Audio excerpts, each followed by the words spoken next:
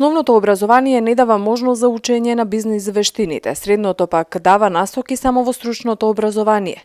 Затоа експертите велат дека оние кои сакаат да научат повеќе за предприемништвото и личниот развој се насочуваат кон неформалното образование.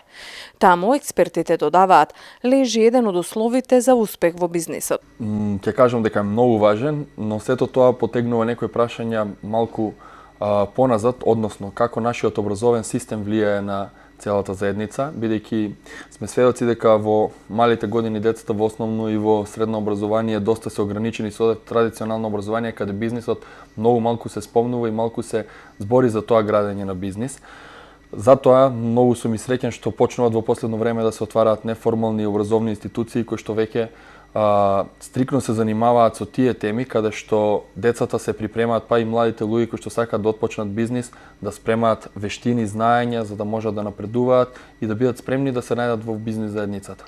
Според Амбов постои разлика од поранешното економско минато и денес, кога се развива и поинаква структура во самата организација на компаниите.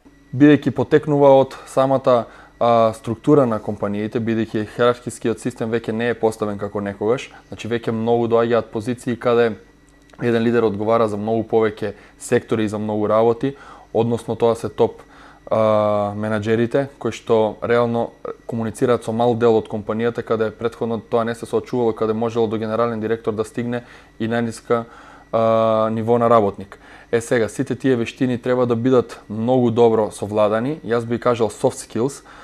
Зошто? Затоа што сите тие менаџери кои што имаат soft skills и кои што знаат сега да се прилагодат во секакви услови, многу добро успеваат во бизнис заедницата. Сите останати кои што уште го имаат тој тврд систем на работа и се ограничени во однос на донесувањето на одлуки само преку хиерархискиот систем на топ менаџерите, имаат проблеми, се соочуваат со големи проблеми при односно резултатите кои што од нивните одлуки доаѓаат. Последниве години драстично расте интересот за консултации со експерти за бизнис едукација и тренинзи за личен развој.